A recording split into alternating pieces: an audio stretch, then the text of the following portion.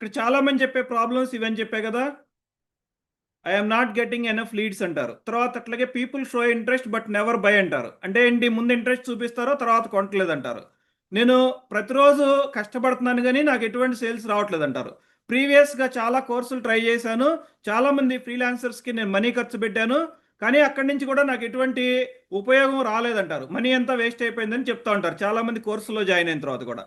తర్వాత అట్లాగే టూల్స్ కొన్నాను, తర్వాత అట్లాగే నాకు ఇవన్నీ చేసినా గానీ నాకు రిజల్ట్ రావట్లేదని చెప్తా ఉంటారు చాలామంది.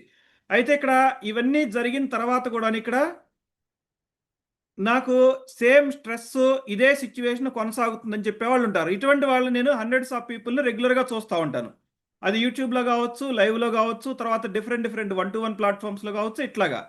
అయితే ఇక్కడ ఇవన్నీ గూడానేంటంటే మనం చూసేవన్నీ గూడాను జస్ట్ సింప్టమ్స్ అండి ఒక పెద్ద ప్రాబ్లమ్‌కి ఇక్కడ. ఆ పెద్ద ప్రాబ్లమ్ ఏంటో ఒకసారి చూద్దాం ఇక్కడ. ఇక్కడ పెద్ద ప్రాబ్లమ్ ఏంటంటే మనకి ఎవ్రీ మంత్ కూడాను క్లయింట్స్ అనేవాళ్ళు రాకుండా పోతారు. లేకపోతే ఉన్న క్లయింట్స్‌ని మనం లాస్ట్ అవ్వడం అనేది జరుగుతుంది. తర్వాత అట్లాగే టైం అనేది ఎక్కువ వేస్ట్ అవుతా ఉంటది. తర్వాత అట్లాగే ఇన్‌కమ్ అనేది అన్‌స్టేబుల్‌గా ఉంటది. అంటే ఒక నెల ఇన్‌కమ్ వస్తే ఒక నెల రాదు. ఇటువంటి సిట్యుయేషన్ అనేది ఫేస్ చేయడం జరుగుతుంది. అయితే ఇక్కడ వీటిని మనం ఎలా ఫేస్ చేయాలని చూస్తే గనుక ఇక్కడ 3 మిత్స్ ఉన్నాయండి. మిత్స్ అంటే అపోహలు జనరల్‌గా. అవేంటనేది చూద్దాం. ఒకసారి అన్‌కవర్ చేద్దాం. ఇక్కడ జనరల్‌గా మనకి ఎక్కువ మంది చెప్పే మాట ఏంటంటే more leads is equal to more sales అంటా ఉంటారు. Yes or no? ఇది యెస్ ఆర్ నో? ఒకసారి ఆన్సర్ చేయండి. యెస్ అయితే యెస్ అని, నో అయితే నో అని చెప్పేసి. చాలామంది పీపుల్ బయట చెప్పేది మనకి ఎక్కువ లీడ్స్ వస్తే ఎక్కువ సేల్స్ వస్తాయని చెప్తారు. అయితే ఇక్కడ వాస్తవం ఏంటంటే ఎక్కువ లీడ్స్ వస్తే మనకి ఎక్కువ హెడేక్ రావడం అనేది జరుగుతుంది. ఎక్కువ రిలవెంట్ లీడ్స్ వస్తే మాత్రమే మనకి ఎక్కువ సేల్స్ రావడం అనేది జరుగుతుంది. రిలవెంట్ లీడ్స్ అంటే ఎవరు?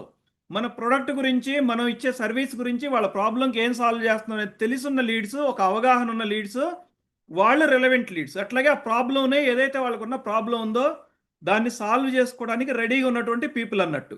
వాళ్ళకి మేబీ కొన్ని అనుమానాలు ఉంటాయి.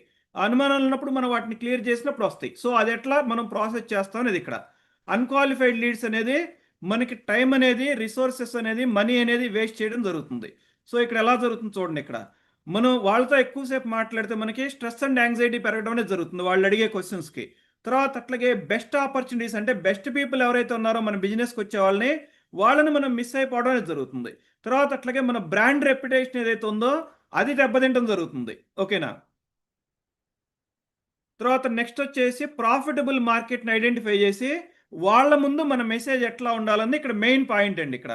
సో, అది నెక్స్ట్ పార్ట్‌లో తెలుసుకుంటాం మనం ఇక్కడ. సో, నెక్స్ట్ మిత్ వచ్చేసేసి మనకి ఎక్కువ హార్డ్ వర్క్ చేస్తే ఎక్కువ సక్సెస్ అవుతాం. స్కూల్‌లో జాయిన్ అయిన దగ్గర నుంచి పేరెంట్స్ లేకపోతే మనకి పెద్దలు బాగా కష్టపడు అబ్బాయి అని చెప్తా ఉంటారు ఇక్కడ. కష్టపడితే సక్సెస్ అనేది నిజంగా వస్తదా? రాదా? ఎక్కడ కష్టపడితే వస్తది. Hard work is equal to success. Hard work చేస్తేనే సక్సెస్ అయిపోతారు. నిజమా? అబద్ధమా? ఒకసారి యెస్ అయితే యెస్ అని, నో అయితే నో అని టైప్ చేయండి ఒకసారి. సో, మిస్‌లేనియస్ రెస్పాన్స్ వస్తున్నాయి ఇక్కడ. దీంట్లో యూట్యూబ్‌లో గావచ్చు, జూమ్‌లో గావచ్చు. కొంతమంది యెస్ చెప్తున్నారు, కొంతమంది నో చెప్తున్నారు. అయితే ఇక్కడ రియల్‌గా ఒకసారి ఆలోచించండి. బాగా హార్డ్ వర్క్ చేసేవాళ్ళే సక్సెస్ అవ్వాలంటే, మనకి డైలీ లేబర్ చేస్తారు చూడండి. ఏదైతే ఇప్పుడు గోడలు కట్టేవాళ్ళు గావచ్చు, లేకపోతే ముఠా కూలీ చేసేవాళ్ళు గావచ్చు, ఇంకొక బరువు పనులు చేసేవాళ్ళు గావచ్చు, లేకపోతే హోటల్‌లో క్లీన్ చేసేవాళ్ళు గావచ్చు, వాళ్ళు చాలా బాగా హార్డ్ వర్క్ చేస్తారు. కానీ వాళ్ళు లైఫ్‌లో సక్సెస్ అవుతారంటే, మళ్ళీ అదే లైఫ్‌ని రిపీటెడ్‌గా అనుభవిస్తా ఉంటారు వాళ్ళంతా గూడాను. సో, ఇప్పుడిక్కడ మెయిన్ విషయం ఏంటంటే, మనం హార్డ్ వర్క్ చేస్తే సక్సెస్ అవుతామన్నది మిత్ ఇక్కడ. కానీ చాలామంది ఇక్కడ స్మార్ట్ వర్క్ అని చెప్తా ఉంటారు. అది కొంతవరకు ఓకే. కానీ ఇక్కడ స్మార్ట్ వర్క్ అంటే ఏంటి? ఒక సిస్టమ్‌తో వర్క్ చేయటం, ప్రూవెన్ స్ట్రాటజీతో వర్క్ చేయడం అనేది స్మార్ట్ వర్క్ అంటా నేనిక్కడ. బిల్డ్ సిస్టమ్స్, క్రియేట్ రిజల్ట్స్ ఇక్కడ. సిస్టమ్స్ క్రియేట్ చేయడం, ఒక స్ట్రాటజీతో వర్క్ చేయడం అనేది మనకు రిజల్ట్స్ ఇవ్వడం అనేది జరుగుతుంది. తర్వాత అట్లాగే నెక్స్ట్ బిగ్ మిత్ వచ్చేసి చాలామంది బిజినెస్ స్టార్ట్ చేస్తారు. ఆ బిజినెస్ ఏదో ఒక మోటివేషన్‌లో స్టార్ట్ చేయడం అనేది జరుగుతుంది. వాళ్ళకి డబ్బులొస్తున్నాయనో, వీళ్ళకి డబ్బులొస్తున్నాయనో సరిగ్గా రీసెర్చ్ చేసుకోకుండానే. వీళ్ళంతా ఏమనుకుంటారండి జనరల్‌గా సేల్స్ అంటే కన్విన్సింగ్ పీపుల్ అని అనుకుంటారు జనరల్‌గా. సో, ఇది చూస్తే గనక సేల్స్ అనేది ఎంత మాత్రం కూడాను కన్విన్స్ చేయడం కాదండి. ఇక్కడ కూడా నో ఇక్కడ. సేల్స్ అనేది ఒక ప్రాబ్లమ్‌ని సాల్వ్ చేయటం. మీరు ఒకటి ఆలోచించండి. ఓ పర్సను బిజినెస్ పర్సను ఇప్పుడు మనమే గావచ్చు. ఒక షాపుకి గావచ్చు, లేకపోతే ఇంకో చోటకి గావచ్చు మనం వెళ్ళాం ఇక్కడ. వెళ్ళినప్పుడు ఒక వస్తువు కొనడానికి మనకు అవసరమై వస్తువు కొంటున్నామా? లేకపోతే వాళ్ళు అమ్ముతున్నారు గనుక మనం కొంటామా?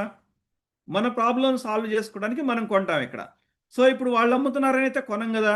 సేమ్ మన కస్టమర్ కూడా అట్లాగే ఉంటారండి. అయితే ఇప్పుడు మనం ఆ ప్రాబ్లమ్‌ని ఎట్లా అచీవ్ అవ్వాలి ఇక్కడ మెయిన్ ఇది. సేల్స్ అనేది కన్విన్స్ చేయటం గాదు. ఎంత మాత్రం గూడాను ప్రూవెన్ సిస్టమ్‌ని మనం బిల్డ్ చేయడం. తర్వాత అట్లాగే క్లయింట్స్‌ని రెగ్యులర్‌గా క్లోజ్ చేయడం అనేది మెయిన్ ఉండడం అనేది జరుగుతుందిక్కడ. తర్వాతయితే సేల్స్ అనేది ఒక సర్వీసు. సేల్స్ అనేది ఎంత మాత్రం ప్రెజర్ గాదు. వాళ్ళకి ఈ ప్రాసెస్‌లో డిఫరెంట్ డౌట్స్ అనేది రావడం జరుగుతుంది. సెల్లింగ్ అనేది మీరు అమ్మేటప్పుడు మాత్రమే కాదండి. ఇక్కడ చాలామంది ఏమనుకుంటారంటే సేల్స్ అంటే ఏదో మనం బయట కమోడిటీస్ అమ్ముతాం చూడండి అట్లా అనుకుంటారు. ఏదైతే ఇప్పుడు నేను మెన్షన్ చేశానో కోచింగ్ గావచ్చు, లేకపోతే కోర్సెస్ కావచ్చు, లేకపోతే వెల్‌నెస్ కావచ్చు, ఇవన్నీ గూడా ఇట్లా ఉండవండి ఇక్కడ.